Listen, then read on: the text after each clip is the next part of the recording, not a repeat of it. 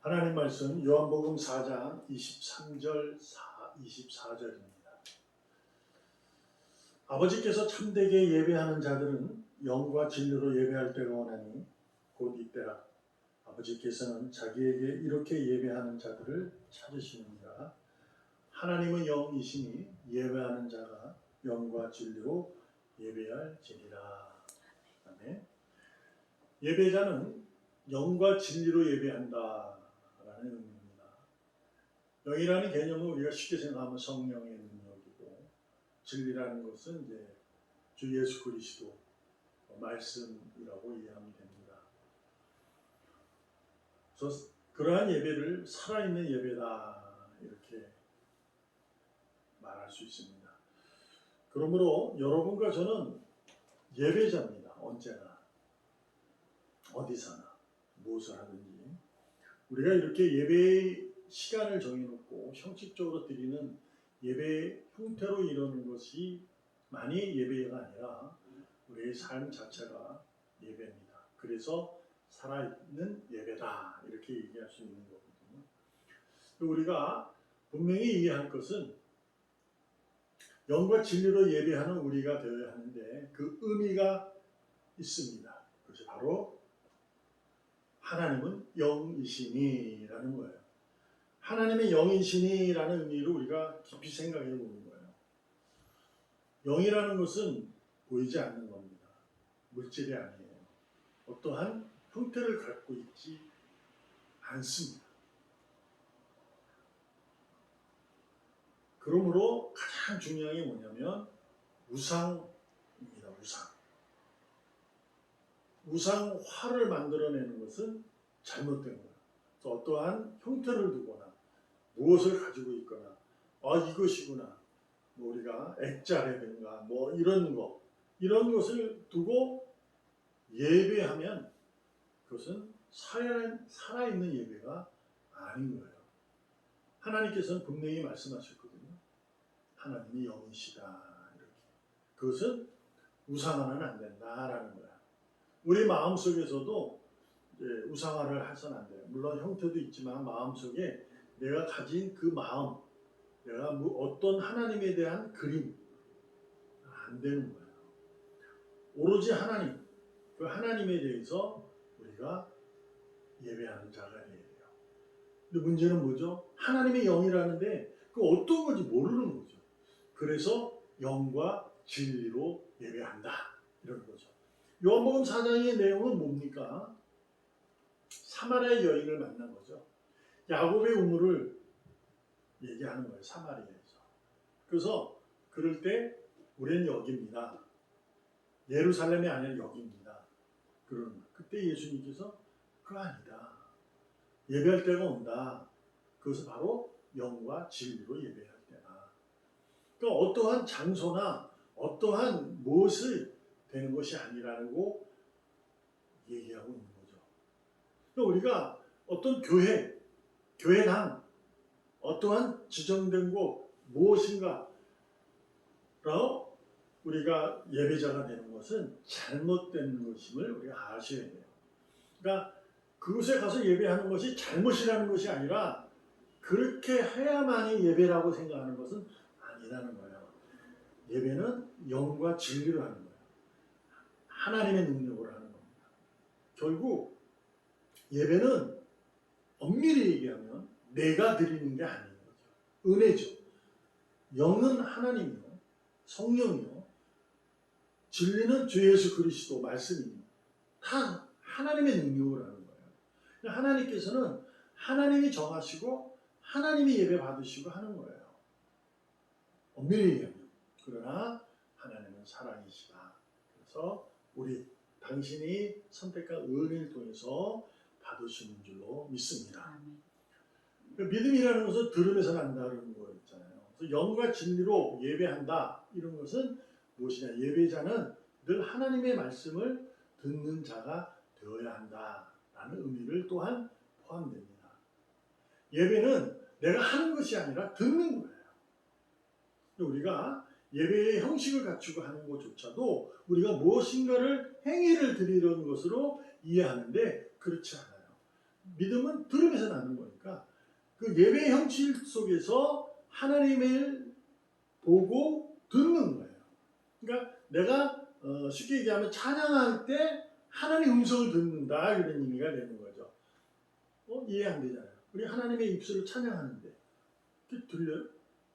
그 내가 하는 거 아닌가? 그렇지 않아요. 하나님의 음성을 듣는 거예요. 찬양하면서 하나님의 음성이 들려요. 내가 헌금하면서도 들리고 그러는 거예요. 성령 충만으로 말씀을 듣는 살아있는 예배라고 이해하면 가장 편하고 쉽게 이해할 수 있는 거예요. 말씀드렸다시피 예배는 은혜라고 그랬어요. 예배하는 자 내가 아니라 하나님이시다라는 거죠. 그러므로 무조건 우상은 안 되는 겁니다. 아주 조금도 안 돼요. 그래서 이 마음속에 요만한 것 무엇인가 있다면 그 예배가 아닌 거예요. 그럼 마음이 너무 아플 수 있으니까 그만큼 있으면 그만큼은 죽은 예배예요.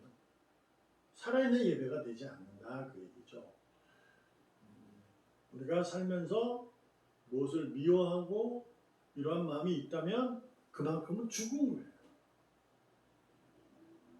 하나님은 살아있는 예배자를 찾으시는 거죠. 그러니까 성령 충만과 말씀에 의한 곧 하나님에 의하여 하나님의 열심에 의하여 드려지는 예배. 그 예배가 바로 살아있는 예배인 줄로 믿습니다. 그럼 살아있는 예배는 무엇으로 할 수 있을까? 하나님이 하시니까. 그래서 우리에게 주신 것이 믿음이라는 겁니다. 너무나도 많이 적용되고 인용하는 히브리서 11장 6절 믿음이 없이는 하나님을 기쁘시게 하지 못하나니 하나님께 나아가는 자는 반드시 그가 계신 것과 그가 자기를 찾는 자들에게 상 주시는 이심을 믿어야 할지니라. 예배하는 거예요. 믿음이 없이는 예배자가 될 수 없다는 거죠. 이 믿음의 주인공은 누구예요? 내가 아니라 하나님이신 거죠. 예배는 은혜라고 했어요. 하나님이 하시는 거. 그것에 대한 믿음이 있어야 예배할 수 있다 그 얘기예요. 살아있다는 거예요. 그래서 그래야 하나님께 나아갈 수 있는 거예요. 하나님이 하나님께 나아가는 거예요. 쉽게 얘기하면 성령으로 하나님께 가는 거예요. 아버지께. 성령으로 성부께 가는 거죠. 성자 말씀으로 아버지께 나아가는 거예요. 말씀을 듣기 위해서 무릎을 꿇었던 많은 믿음의 선배님들처럼 성령 충만하여 하나님의 능력을 가지고 세상을 다스리고 이겼던 믿음의 선배님을 통하여 우리가 알 수 있듯이 그렇게 나아가고 그렇게 무릎을 꿇고 발 앞에 엎드리고 머리에 향유와 옥합을 깬 향유를 그 기름 붓고 이렇게 예배할 수 있는 것은 믿음 때문입니다. 믿음이 없이는 전혀 가능하지도 않고 전혀 할 수가 없습니다. 살아있는 예배는 우리 여러분과 저의 깊은 마음속에 숨겨진 것까지 다 끄집어내셔야 돼요. 그것을 말끔히 정리하고 믿음만으로 주님에게 나아가셔야 될 줄로 믿습니다. 그러면 말끔히 깊은 마음에 정리가 된 것은 바울이 속사람이다 이렇게 말하죠. 겉사람이 아닌 거죠. 속사람이에요. 변화된 자, 중생에 의하여 변화된 자, 중생된 자라고 이해하면 되죠. 하나님의 능력으로 하나님의 자녀가 된 자. 그러니까 쉽게 얘기하면 아브람이 아브라함, 야곱이 이스라엘, 사울이 바울 이렇게 되었던 것처럼 그게 뭐라 그럴까 정체성이 바뀌었잖아요. 이렇게 바뀌는 거예요. 그러니까 분명히 동일 인물인데 바뀐 거죠.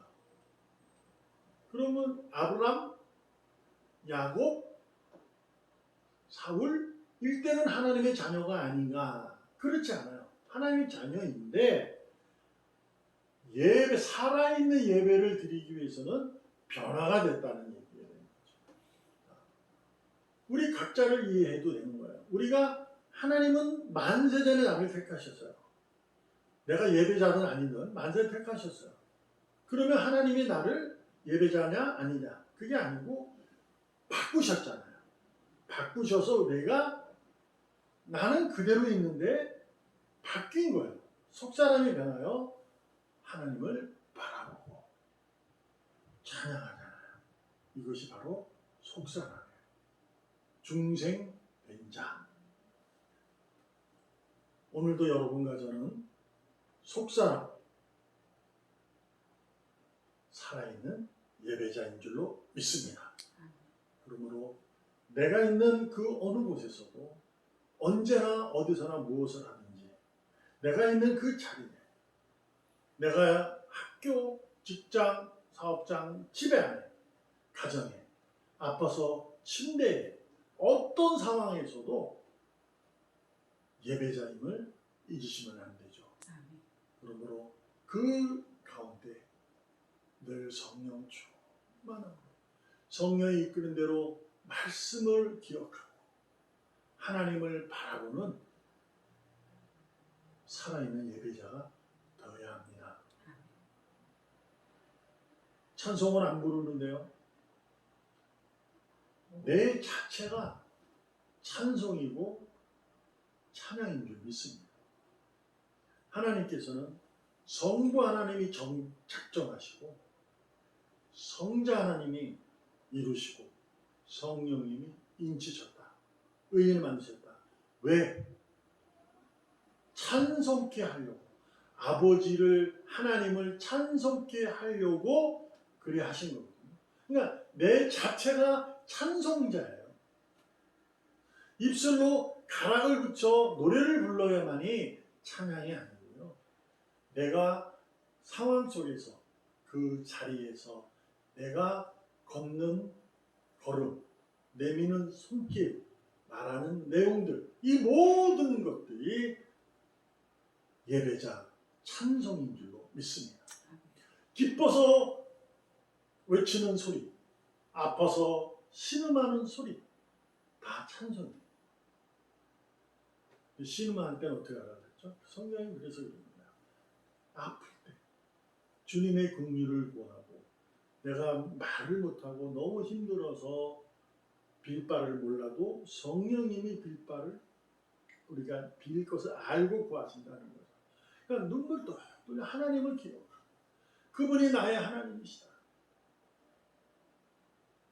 라고 예배자로서 진지한 모습을 가지고 있다면 그것이 바로 살아있는 예배자입니다. 여러분과 저는 그러한 삶을 살아가도록 하나님께서 무능하고 연약한 나를 가장 보배롭고 존귀한 자로 만드신 줄로 믿습니다. 그래서 오늘도 가장 하나님으로부터 귀한 자, 보배로운 자로서 살아있는 예배를 즐거워하고 예배자로서 기뻐하기를 주님의 이름으로 축복합니다. 기도하겠습니다. 살아계시는 하나님 아버지 감사합니다. 하나님은 영이십니다.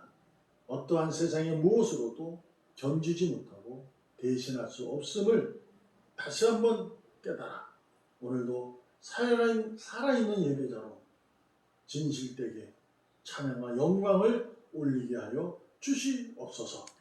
살아계시는 예수님의 이름으로 감사하며 기도합니다. 아멘.